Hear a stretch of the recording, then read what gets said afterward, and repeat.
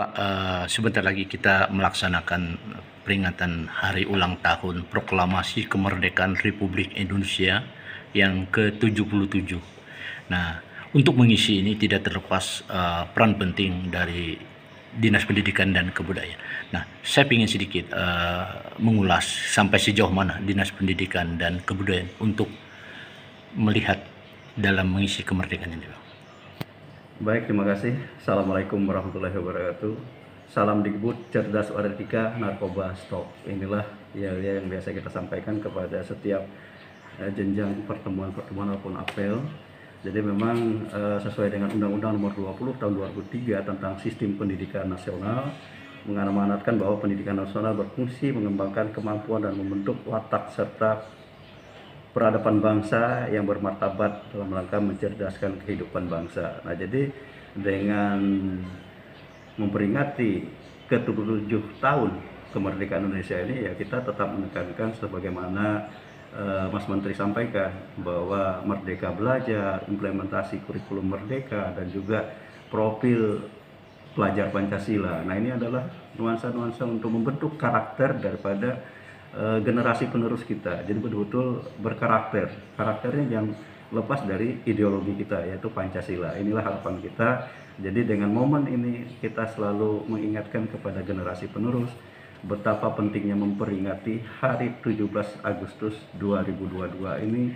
Mudah-mudahan yang disampaikan mewujudkan Indonesia lebih maju, lebih cerdas untuk generasi penerusnya. Jadi dari jenjang-jenjang kita tetap menyampaikan dari jenjang TK, PAUD, SD, SMP, ini adalah kewenangan daripada Dinas Pendidikan Kabupaten Bogor Barat yang menyampaikan secara berjenjang melalui tenaga pendidikan dan tenaga kependidikan. Inilah harapan kita sehingga mengerti betul bagaimana jiwa patriotisme daripada generasi penerus kita. Jadi dia mengisilah kemerdekaan-kemerdekaan yang diharapkan oleh para pahlawan kita. Jadi kita lah generasi muda lah mengisi momen-momen ini untuk meneruskan perjuangan melalui pembangunan-pembangunan yang ada, ya tentunya melalui pembangunan edukasi. Jadi edukasi ini ada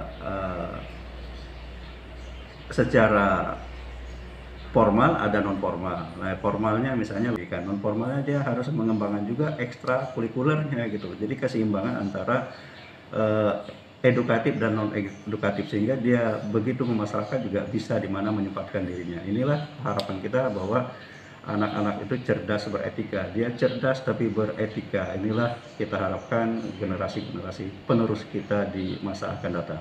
Kalau kita melihat untuk meningkatkan karakter ya, berbasis bagaimana upaya supaya anak kita lebih meningkatkan lagi pola pikir mereka ya, paling tidak terlepas pendidikan itu sendiri. Namun saat ini kalau kita melihat ke belakang, apakah ini masih kurang atau memang sudah memenuhi daripada target pendidikan yang mana basis karakter mereka di dalam pendidikan itu sendiri, Bang?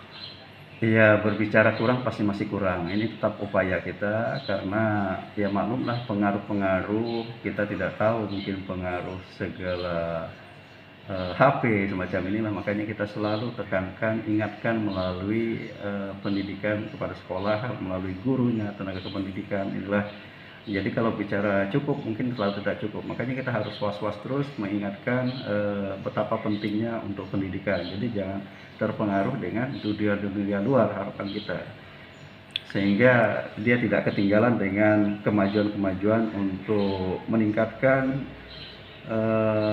tadi pelajar Pancasila yang berkarakter mandiri dan berkepribadian, maupun penciptaan pelajar yang lebih kreatif, mandiri, beriman dan bertakwa kepada Tuhan Yang Maha Esa. Inilah yang kita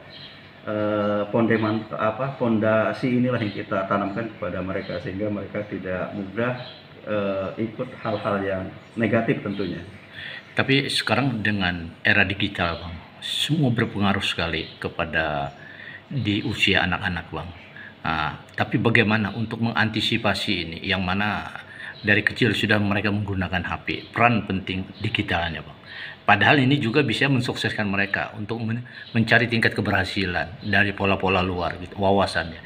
Tapi bagaimana mengantisipasi supaya mereka juga tidak kecanduan, Bang, dengan pola-pola digital ini, Bang? Ya, di satu sisi kita kan memang terbawa kemarin waktu zamannya online ya, terbawa, tapi ini kita pelan-pelan kita kembalikan lagi bahwa ada waktu-waktu tertentu. Jadi kita harus sinergi dengan forum FKUG, misalnya forum keluarga, lalu komite. Lewat komite inilah kita mengatur daripada setiap anak didik kita ada waktu-waktu tertentu dia menggunakan digital ini. Memang digital ini kan membuka wawasan juga gitu. Cuman harus terkontrol oleh orang tuanya, jangan dilepas gitu saja gitu. Jadi kita ada batasan-batasannya untuk menyikapi hal ini supaya dia tidak membuka konten-konten yang tidak wajar untuk yang dia lihat gitu loh. Jadi konten-konten ini juga mudah-mudahan ke depan juga kita bisa membatasi atau memproteksi HP-HP yang digunakan anak itu hanya dibatasi ini saja misalnya. Ini kan masih belum ada nih. Kalau bisa mudah-mudahan para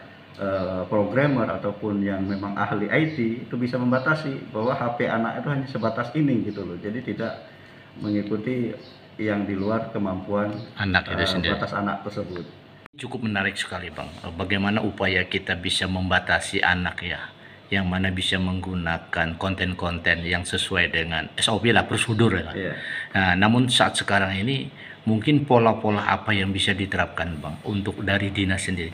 Misalkan gini Bang, anak-anak dari TK pun juga sudah bisa megang HP. Iya. Padahal dari tingkat bukan dasar, dari tingkat bawah mereka sudah menguasai. Nah, untuk mengindahkan itu supaya mereka, ini kan mindset nih Bang, akan memunculkan kecanduan nantinya. Di saat mereka sudah sebelum dasarnya sudah menguasai, apalagi dasar. Nah, untuk menghindari supaya jangan kecanduan itu, pola-polanya mungkin ada masukan dan saran Bang dari Dinas Pendidikan. Iya, pola-pola kita memang dari misalnya PAUD, pendidikan anak usia dini itu dengan ada pola bermainnya gitu loh. Jadi kita terapkanlah dari sejak dini ini ada pola bermainnya sehingga dia lengah dengan pola permainan itu. Ya tentunya permainan ada yang edukasi gitu loh. Inilah harapan kita supaya dia lengah. Makanya tadi kita galakan kembali ekstrakurikuler di sekolah supaya anak ini misalnya dia ngambil ekstrakurikulernya apa, misalnya olahraga, nah dia fokus ke olahraga misalnya, jadi mengurangilah ini kegiatan dia pegang HP gitu loh. Nah, olahraga ini juga nanti kan ada O2SN misalnya, untuk perlombaan-perlombaan secara tingkat kabupaten, provinsi maupun sampai nasional. Nah, inilah proteksi kita pelan-pelan kita membatasi dia. Ini juga kita sampaikan melalui misalnya komunitas kepala sekolah, kelompok kerja kepala sekolah, musyawarah kepala sekolah. Ini kita ingatkan terus karena mereka ini setiap bulan ada pertemuan. Nanti kalau ada memang pertemuan nih kita ingatkan terus kepada melalui kepala sekolahnya secara berjenjang, kepala sekolah menyampaikan kepada guru-guru kelasnya. Inilah upaya-upaya kita secara bertahap mengurangi, bukan ini kita menyetop daripada alat ini, tapi mengurangi. Karena kita tadi bahwa era digital ini juga kita tetap harus ikut, tapi bagaimana era digital ada jam tertentu dia melaksanakan itu, misalnya dia mengerjakan tugasnya karena dia harus mencari referensi luar misalnya, ini perlu kita support juga. Tapi tadi kita atur kalau jam ekstrakurikuler dia harus ada olahraga, dia olahraga lagi. Nah, inilah untuk keseimbangan daripada anak-anak kita sehingga dia bisa mana yang lebih urgent, mana yang untuk ke depan. Dia menekankan bahwa hari esok itu kita dorong ke anak-anak bahwa penentuan hari esok itu adalah di anak-anak itu sendiri. Nah, bagaimana kita memberikan pencerahan dan pemahaman daripada generasi penerus kita. Berarti kita merubah alih fungsi paling tidak sebagai kontrolnya gitu Bang. Iya. Tapi sesuai dengan jam-jam tertentu ya. Jam-jam tertentu kita berikan ininya. Jadi jangan sampai dia sedikit buka HP. Nah, ini yang kita jaga gitu. Jadi kalau mau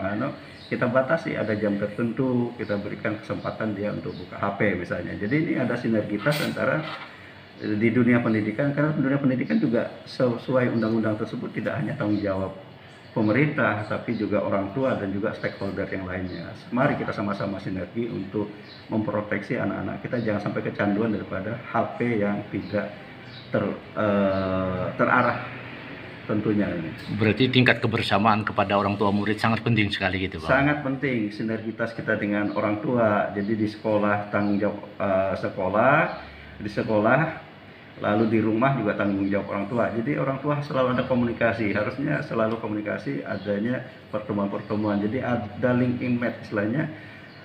Bagaimana orang tua sering menanyakan ke guru sekolahnya gimana perkembangan anaknya, lalu guru juga harus ada komunikasi dengan perkembangan anaknya di rumah bagaimana sehingga ada sinergi antara orang tua. Jadi tingkat kebersamaan antara orang tua dan murid sejajar gitu Bang. Sejajar. Jadi, tidak saling mengebelakangi gitu. Ngebelakangi. Jadi kalau ada permasalahan di sekolah, anak malas belajar atau apa masalahnya, nah mungkin bisa diinformasikan ke gurunya. Jadi gurunya bisa melihat perkembangan di sekolah, apakah dia ada masalah dengan teman sekelasnya atau apa. Ini kan bisa deteksi dini lah supaya tidak menjadi klimaks daripada masalah anak itu. Oke. Mungkin Bang, sedikit lagi Bang, kita ini kan situasi pandemi kan sudah mulai menurun Bang. Tapi saya lihat informasi ngetren lagi di Jakarta ini. Situasi pandemi ini, COVID ya artinya. Nah untuk PTM ini juga ada aturan-aturan arahan tersendiri bagi kementerian, saya dengar informasi.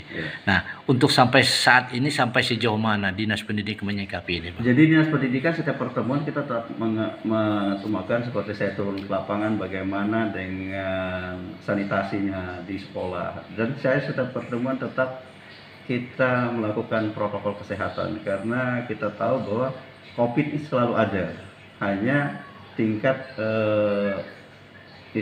tingkat kekhawatirannya sangat kurang, tapi pandemi tetap ada. Jadi kita setiap turun ke lapangan, kita secara berjenjang mengingatkan protokol kesehatan tetap kita jalankan, di kelas tetap pakai masker.